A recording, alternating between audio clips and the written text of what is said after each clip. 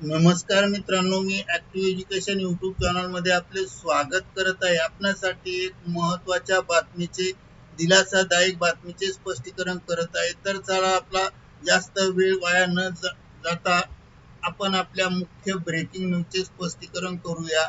मित्रांनो, आजची breaking news आहे 18 मे ची आनंद वार्ता। सर्व निवृत्त कर्मचाऱ्यांना मिळणार हा आर्थिक लाभ, न्यायालयाचा आदेश, जाणून घ्या सविस्तर। या संदर्भामध्ये माहिती पाहूया। नमस्कार मित्रांनो, पुन्हा एकदा आपले हार्दिक स्वागत। आताच्या घडीची सर्वात मोठी ब्रेकिंग न्यूज आहे सर्व निवृत्ती कर्मचाऱ्यांना मिळणार हा आर्थिक लाभ। निवृत्ती कर्मचाऱ्यांना कोणता आर्थिक लाभ प्राप्त होणार आहेत हे जाणून घेण्यासाठी हा व्हिडिओ सुरुवातीपासून शेवटपर्यंत कुठेही स्किप न करता आवश्यक व हमखास पहा। चला तर करूया आजच्या गुड ब्रेकिंग न्यूजचे स्पष्टीकरण। गुड ब्रेकिंग न्यूजचे स्पष्टीकरण करण्यापूर्वी आपण जर ऍक्टिव्ह एज्युकेशन यूट्यूब चॅनलवर नवीन असाल तर चॅनलला लाईक, शेअर आणि सबस्क्राईब करायला विसरू नका। तर चला करूया आनंद वार्ताचे स्पष्टीकरण पुढील प्रमाणे। निवृत्त कर्मचाऱ्यांसाठी ही एक मोठी बातमी आहे। या सर्व निवृत्त कर्मचाऱ्यांना मिळणार प्राप्तिकराचा म्हणजे इन्कम टॅक्सचा परतावा। तर कोणत्या कर्मचाऱ्यांना मिळणार प्राप्तिकराचा परतावा याबाबत सविस्तर माहिती जाणून घेऊया। तर मित्रांनो, बीएसएनएल आणि एमपीएनएल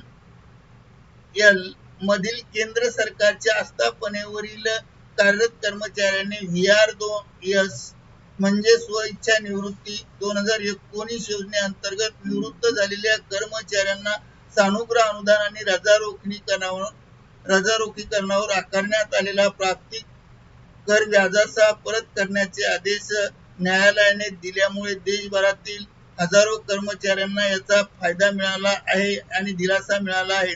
रत्नागिरी जिल्ह्यातील 242 कर्मचाऱ्यांनी या निर्णयाच्या संदर्भामध्ये या निर्णयामुळे लाभार्थी ठरणार असल्याची माहिती संचार निगम चे पेन्शनर्स वेलफेअर असोसिएशनचे सचिव ज्ञानेश्वर गायकर यांनी एक पत्रकार परिषदेत माहिती दिली।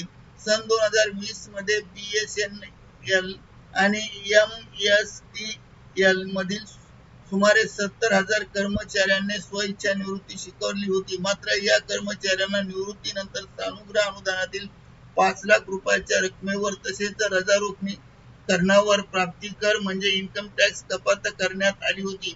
अनेक कर्मचाऱ्यांनी 3 लाख ते 18 लाख रुपयापर्यंत कपात झाल्याने मोठे नुकसान झाले होते। या निर्णयाविरुद्ध कर्मचाऱ्यांनी तीव्र नाराजी व्यक्त केली जात होती।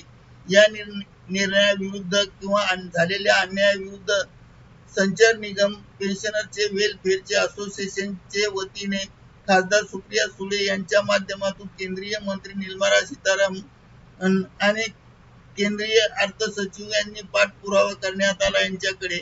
मात्र शासन स्तरावर दखल न घेतल्याने अखेर संघटनेने न्यायालयाकडे धाव घेतली।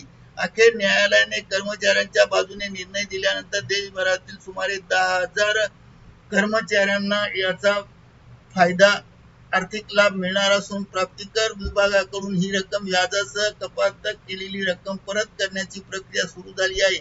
या लढ्यात पडवेकर लॉ चेंबरचे प्रसिद्ध वकील तांजील पडवेकर आणि सीए गोपाल शर्मा यांनी सहकार्यांनी महत्त्वाचे सहकार्य केल्याची माहिती यावेळी देण्यात आली आणि सर्व कर्मचाऱ्यांना आता व्याजासह ही रक्कम परत मिळत आहे। करिता ऍक्टिव्ह एज्युकेशन यूट्यूब चॅनलने आपल्या माहितीस्तव हा व्हिडिओ व्हायरल केला आहे। मित्रांनो, आपणास आवडल्यास लाईक, शेअर आणि सबस्क्राईब करायला विसरू नका। धन्यवाद। Thank you very much.